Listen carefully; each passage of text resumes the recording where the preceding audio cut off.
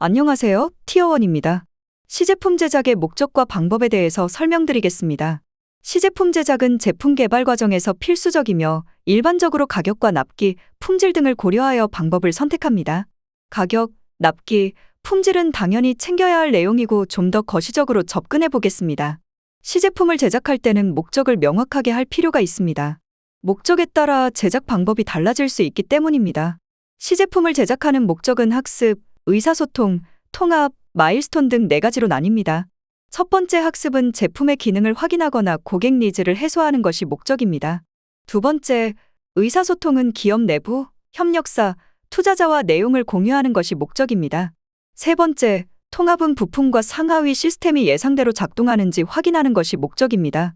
네 번째, 마일스톤은 제품이 원하는 수준의 기능을 달성했는지를 확인하는 것입니다. 때로는 4가지 중 2가지 이상의 목적을 동시에 충족해야 하는 경우도 있습니다. 혹은 위에 4가지 목적이 아닌 경우가 있을 수도 있습니다. 중요한 것은 뚜렷한 목적을 갖고 시제품을 제작하는 것입니다. 시제품을 만드는 목적을 명확히 한 후 맞는 방법을 선택합니다.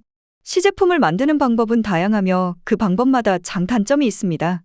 첫 번째, 3D 프린터를 활용하는 방법. 두 번째, 플라스틱 블록을 CNC로 가공하는 방법. 세 번째, 진공주형을 통해 제품을 복제하는 방법. 네 번째, 금형을 제작하여 검증하는 방법입니다. 3D 프린터는 상용화되어 있어 대형이나 특수 소재를 사용하는 경우를 제외하고 어디서나 쉽게 생산할 수 있습니다. 공공기관이나 지원 사업을 활용하면 사실상 무료로 출력할 수 있는 방법도 많습니다. 3D 프린팅은 후처리 작업이 필요하여 인건비가 낮은 중국에서 진행하는 것도 방법입니다. 일반적으로 저렴하고 금형이나 가공으로 어려운 구조도 출력이 가능한 것이 장점입니다. 단점으로는 상대적으로 정밀도가 떨어진다는 것인데 이는 후작업으로 어느 정도 보완할 수 있습니다. 장비 자체도 과거에 비해 많이 정교해졌습니다. 두 번째, 플라스틱을 CNC로 직접 가공하는 방법입니다. 전통적으로 활용하던 방법이며 직접 가공하기 때문에 정밀도가 높습니다. 3D 프린팅에 비해서는 가격이 높은 편입니다. 하지만 큰 제품의 경우에는 3D 프린팅과 가격이 비슷한 경우도 많습니다. 구조나 수량에 따라 차이가 있기 때문에 큰 제품은 2가지 견적을 모두 산출해 보는 것이 좋습니다. 플라스틱을 직접 가공할 때는 평면의 블록을 고정해 놓고 가공합니다. 곡면이 많고 구조가 복잡한 경우 비용이 높거나 가공이 불가능할 때도 있습니다. 대형 제품의 경우 한 번에 가공하는 것이 어렵기 때문에 분할 가공해서 붙이는 경우가 많습니다. 곡면이 많거나 구조가 복잡하면 오축 가공기를 사용하기도 합니다. 오축 가공기는 어려운 구조를 가공할 수는 있지만 비쌉니다. 세 번째는 진공주형입니다. 플라스틱 성형 방법 중 진공성형과 혼동하시면 곤란합니다. 진공주형은 제품을 복제하는 방법입니다.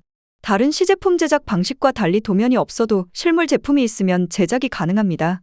샘플이 있다면 샘플을 활용해서 실리콘 몰드를 만듭니다.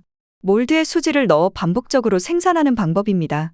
쉽게 말해 샘플을 큰 통에 넣어 고정한 후 제품이 완전하게 잠기도록 실리콘을 채웁니다. 시간이 지나 실리콘 몰드가 굳으면 절반 정도를 갈라 실리콘 몰드에서 샘플을 빼냅니다. 샘플이 제거된 실리콘 몰드가 금형의 역할을 하는 것입니다. 실리콘 몰드에 액상 플라스틱과 경화제를 넣어 플라스틱을 성형하는 방식입니다.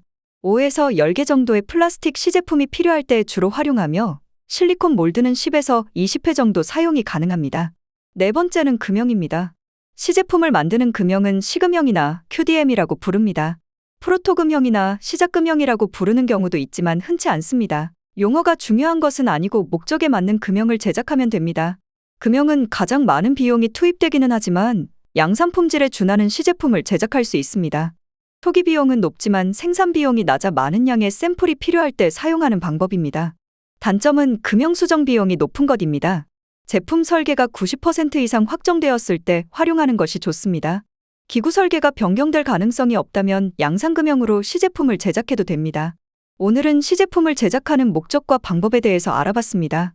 실무에서는 고려할 변수가 많아 결정하기 어려운 경우가 많습니다. 혼자 고민하지 마시고 전문가와 상담하시기 바랍니다.